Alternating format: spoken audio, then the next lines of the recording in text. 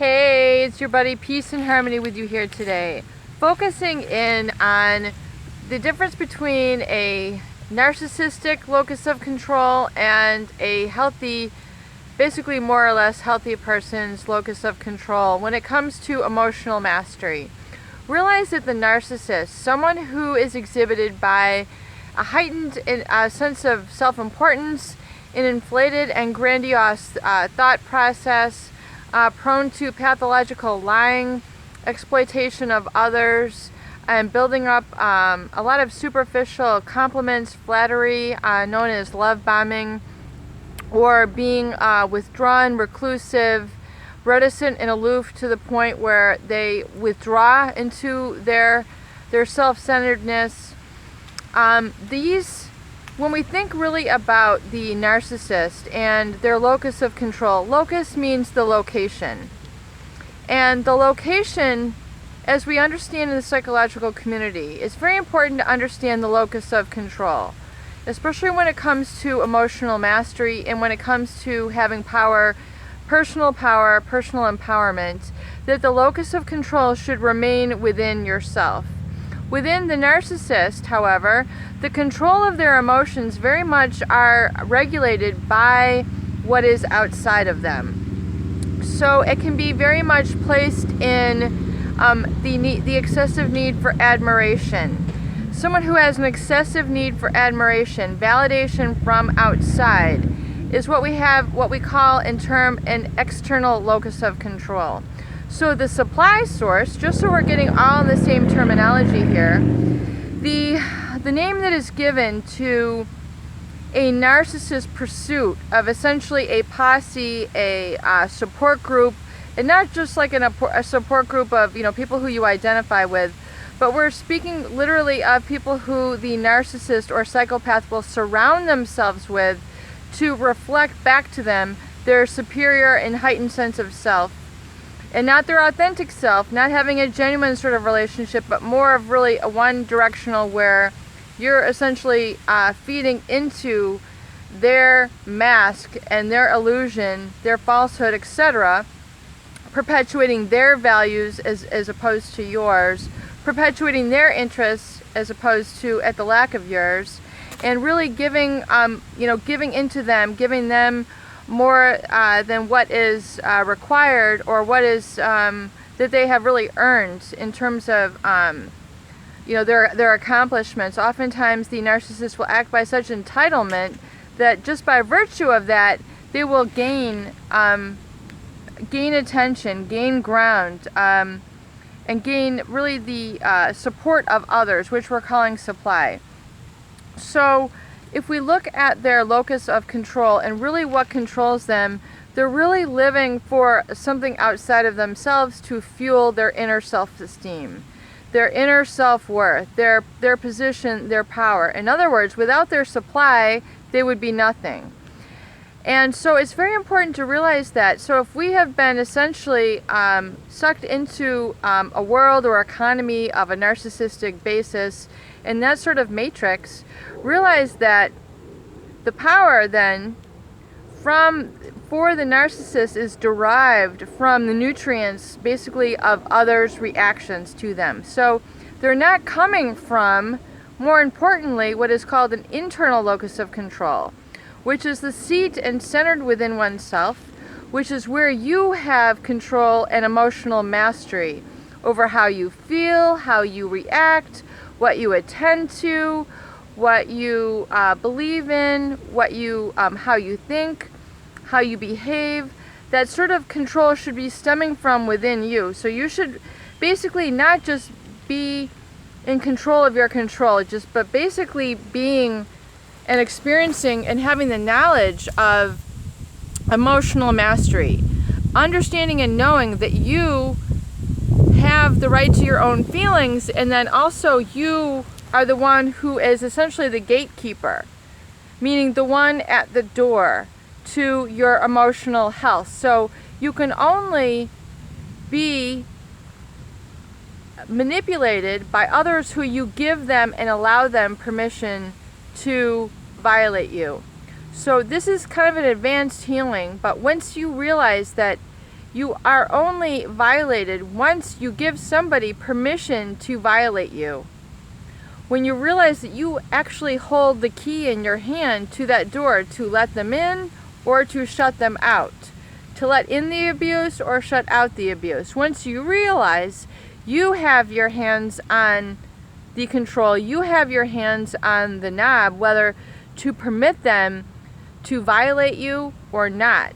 You have the control to permit them to perpetrate violence, aggression, hostility, toxic thoughts, toxic values, and toxic self-concept of yourself than not. Once you realize that you are the one, you have the leverage of control, the locus of control is within you. So much of the journey of healing is knowing and acknowledging and realizing, activating that internal lever of control, that locus of control, which is within you, which is really perhaps been out of use if you have been violated and perpetrated for many years. You have been led to believe, you've been brainwashed or gaslighted or basically conditioned and programmed to believe that it's those people's perception of you that created your sense of self and your locus of control over your emotions.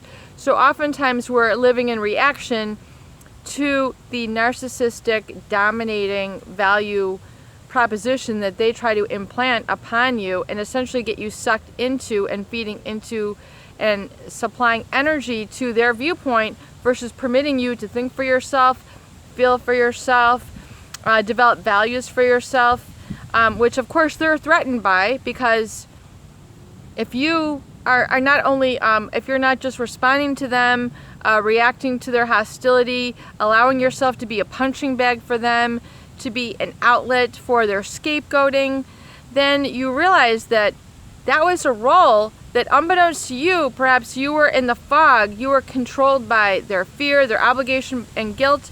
But as you gain the knowledge and the awareness, you realize that these are essentially tactics, and that these tactics are a locus of control outside of you, but the reality is that the locus of control, the lever of your emotional dominion and your emotional mastery, is within yourself.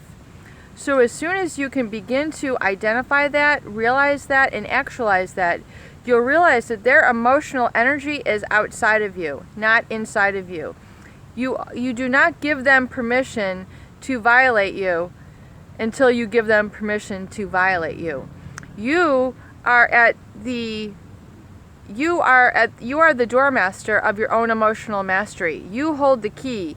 You have control over who you let in and who you do not. You hold the key between the emotions that you feel or you choose not to feel.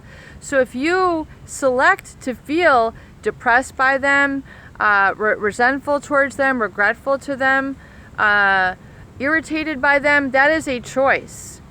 So, and just likewise is the choice where you can step out of their toxicity, breathe in the fresh air, feel the light tingling breeze, feel the warmth of the sunshine and the nutrition that comes from being out in clean air and away from the toxic noise pollution, emotional pollution, things of that nature, when you can then begin to direct and control what you absorb and what you take in, and you empower and enhance within yourself, you realize you are the essential magnet to creating the positive experiences in your world.